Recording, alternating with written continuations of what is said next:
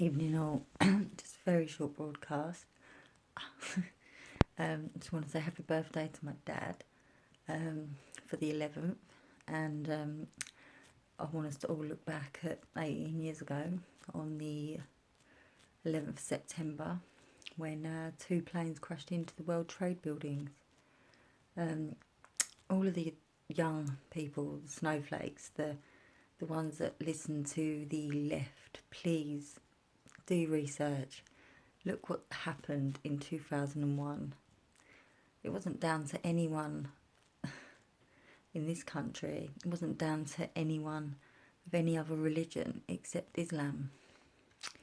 That's what happened 18 years ago. Things have progressed, got worse. I mean, I don't know if you could ever get worse than the two planes flying into the World Trade buildings. That was pretty catastrophic, obviously. The thousands that died, the thousands of family, children, everyone left behind, people ringing their relatives on a plane they knew was about to crash into a building, and they were going to die. People jumping out of windows because they knew they were going to die anyway. This was down to Islamic terror, and we must not forget that. We must not forget what they're capable of, and we must not forget what they will do just to be said that it was them that done it. They owned up to it immediately. So, these are the sort of people that you are suggesting that we should be having here in our country. Not only are they raping our girls, not only are they causing threats of terror all around the UK and all around the world, but now the right are being condemned for condemning them. It's a shocking scenario. Just take a look at history. Take a look at history and see where we were 30 years ago and see where we are now. Things are very different, and in another 30 years they'll be a lot more different, but they'll be a lot worse. I certainly don't want to leave this world behind knowing my children, grandchildren and their children are going to be living under an Islamic state. But unfortunately, the way things are going, that's exactly what's going to happen. You need to start listening and start realising that we've seen these things, we've seen it progress, and it's just so real, and it's only getting worse. It's only getting worse. Social media is covered with these people, littered with these people threatening all of us, because unless you're a Muslim, then you are poo to them. We mean nothing. We are animals to them, animals for the slaughter. That's what we are. Anyway, enough of that. Just in remembrance of 9/11. But yes, happy birthday to my dad. I can't wait for Friday, which is my birthday as well, to celebrate with you. Also, welcome home Tommy today. And how ironic as well, really.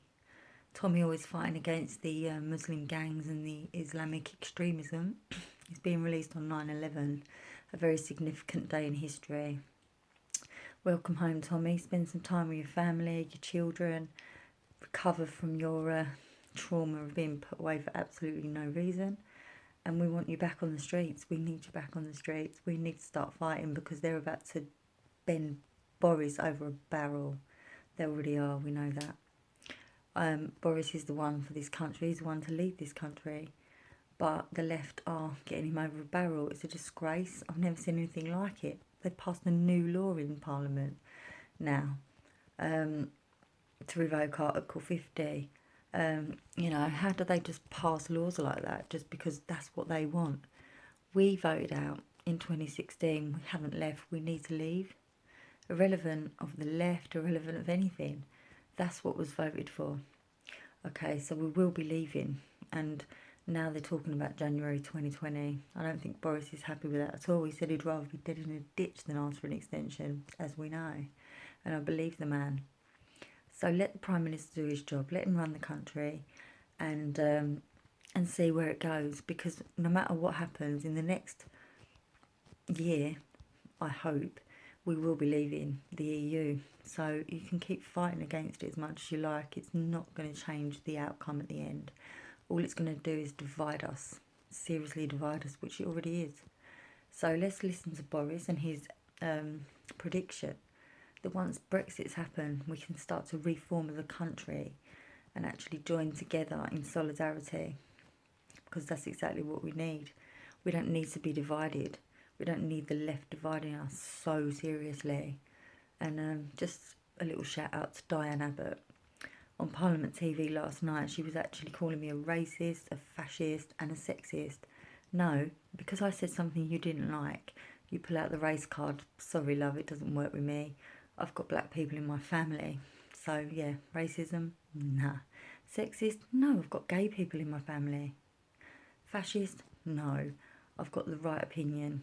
Whether you like it or not, my love, you're a blunder.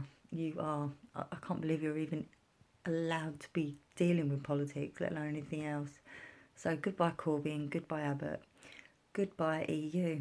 Okay, and welcome home, Tommy, and happy birthday, Dad. Love you.